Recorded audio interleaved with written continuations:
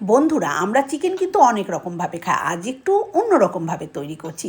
তার জন্য এখানে 1 কেজি চিকেন নিয়ে নিয়েছি, আর 1 টেবিল চামচ ভিনিগার দিলাম, আর 3 টেবিল চামচ আদা রসুন বাটা দিয়ে দিয়েছি, 2 টেবিল চামচ লাল লঙ্কার গুঁড়ো, 2 টেবিল চামচ জিরের গুঁড়ো, এখানে আমি ধনের গুঁড়ো ব্যবহার করব না, একটা বড় সাইজের টমেটো কুচি, বেশ কয়েকটা চেরা কাঁচা লঙ্কা, আর 1 চামচ হলুদ গুঁড়ো, আর পরিমাণ মতন লবণ দিয়ে খুব ভালো করে চিকেনটাকে কিন্তু মেখে নেব।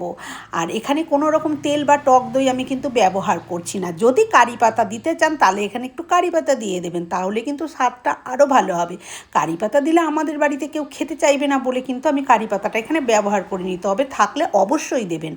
এবারে কড়াইতে চিকেনটা আমি ঢাকা দিয়ে রেখেছি আধ ঘন্টা মতন। এদিকে কড়াই বসিয়ে কড়াইতে দিয়ে দিলাম সর্ষের তেল। তেলটা ভালো মতন গরম হয়ে গেলে এখানে বড় বড় সাইজের 2খানা পেঁয়াজ একদম ছোট ছোট করে কুচিয়ে নিয়েছি, সেটা দিয়ে দিলাম। দিয়ে মিনিট 3 পেঁয়াজটাকে একটু নাড়াচাড়া করে ভেজে নিলাম। বেশ একটু ভাজা ভাজা হয়ে গেছে, মানে ব্রাউন কালারের থেকেও একটু বেশি হয়ে গেছে। সেই সময় আমি ম্যারিনেট করে রাখা চিকেনটা দিয়ে দিলাম।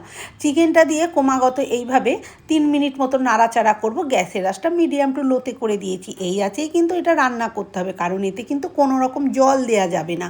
চিকেনটা ঢাকা দিয়ে দিয়েছিলাম বলে 2 মিনিট পর ঢাকনাটা খুলেছি, দেখুন চিকেন থেকে কতটা পরিমাণে জল বেরিয়ে গেছে। আর কিন্তু ঢাকনা দেবো না, এবার ঢাকনা খুলে আরও 4-5 মিনিট এইভাবে জাল দিয়ে নিলাম, মানে কষিয়ে নিলাম।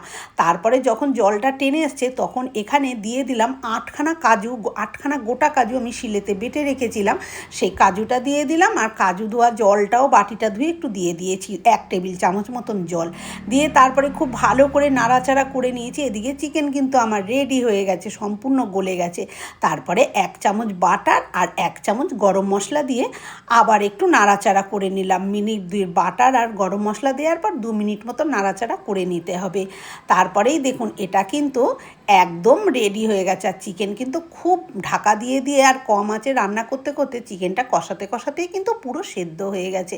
এবারে গ্যাসটা অফ করে স্ট্যান্ডিং টাইমে রেখে আমি একটু ঢাকা দেবো, তারপরে সার্ভ করে দেখাচ্ছি।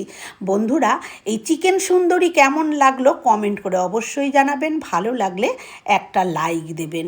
আজকের মতন এই পর্যন্ত, ধন্যবাদ।